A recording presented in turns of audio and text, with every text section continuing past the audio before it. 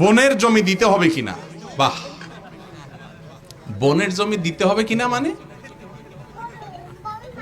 বোনের জমি যদি না দেন তাহলে গুনাহ তো হবে ডবল। বোনের জমি না মাইরা রাস্তায় যদি দাঁড়ায়া ছুরি নিয়ে ডাকাতি করেন, সিএনজি থামায়া, অটো থামায়া, বাস থামায়া, রিক্সা ভ্যান থামায়া যদি মানুষ থেকে সারা রাত ডাকাতি করেন, যে পরিমাণ গুনাহ হবে, বোনের বাপমার সম্পত্তিতে যে ভাগ আছে সেটা না দিলে গুনাহ তার চেয়ে বেশি হবে। কেন বেশি হবে জানেন? কারণ এটা আত্মীয়। অন্য মানুষের হক নষ্ট করলে একটা গুনাহ, আর এখানে হক নষ্ট করলে ডবল গুনাহ। এক তো হক নষ্ট করলেন, আবার আত্মীয়র ক্ষতি করলেন। রাসূল করিম সাল্লাল্লাহু আলাইহি ওয়াসাল্লাম বলেছেন, আস-সাদাকাতু আলাল মিসকিনি সাদাকা ওয়াস-সাদাকাতু আলা যাবিল আরহামে সিলাতুন ওয়া সাদাকাতুন। সাধারণ কোন গরিবকে দান করলে শুধু দানের সওয়াব হবে, আর আত্মীয়কে দান করলে দান এবং আত্মীয়তার সম্পর্ক রক্ষার সওয়াব হবে, ডাবল সওয়াব। তাহলে গুনাহটাও সেরকম হবে। কোন অবস্থাতে বোনদের হক মারবেন না। ভাই, ওয়াজ শুনে কোনো কাজ হবে না, ভালো করে শুনেন। সুবহানাল্লাহ আলহামদুলিল্লাহ চিৎকার করে বলা যায় শুয়ে পড়লেন, কোনো লাভ নেই যদি বোনদের হক মাইরা থাকেন। যেসব ভাইয়েরা বোনদের হক দেন নাই, মা বাবার সম্পত্তিতে পাই পাই করে হিসাব করে জমি জমার যে পরিমাণ কোরআন তাদেরকে দিতে বলেছে তাদেরকে দিয়ে দিবেন। ফুফুদের হক দিয়ে দিবেন।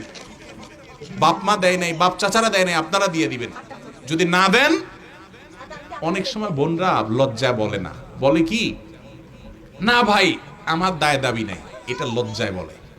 কারণ নিলে আপনি ভাই যে ছেঁচড়া, বোন জানে বাপের পিঠে আর উঠতে দিবেন।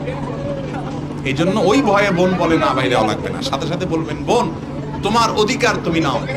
ভাই বোন সম্পর্ক মরণ পর্যন্ত থাকবে, তোমার পাওনা নেয়ার পরেও থাকবে, নেওয়ার আগেও থাকবে। ঠিক না ভাই? ঠিক। অতএব বোনদের হক বুঝিয়ে দিবেন।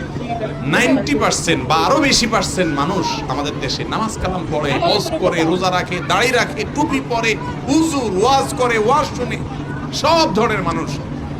বোনদের অধিকার মারার বেলায় সবাই এক।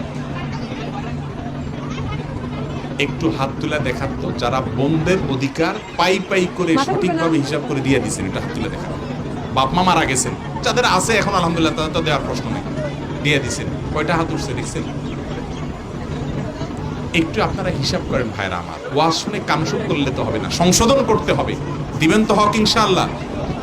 বোন মারা যেয়ে থাকলে তার ওয়ারিসদেরকে দিয়ে আসবে। অনেক সময় করে কি, মূল বিটা থেকে দেয় না, ওই পিছনের নিচের জমি থেকে দেয়। ঠিক না ঠিক? এসব করলে হবে না। ওই মূল বিটাতেও বোনের ভাগ আছে বলে একটা বিটা কয়জন মিলে ঠিক করবো, ঠিক আছে আপনি নেন, কিন্তু এটার দাম আর ওই নিচের জমির দাম কি সমান?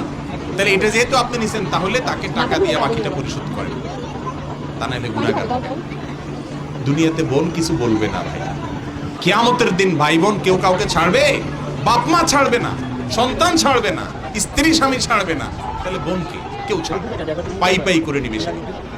মনে রাখবেন, দুর্নীতি করলে, চুরি করলে তারে চোর বলেন। আপনি আমিও তো ভদ্রবেশে চোর। বোনের হক মারছেন, ফুফুর হক মারছেন, আপনি তো চোর না, ডাকাই। কষ্ট নিয়ে সংশোধন করবেন তো ইনশাআল্লাহ। আল্লাহ আমাদের তৌফিক।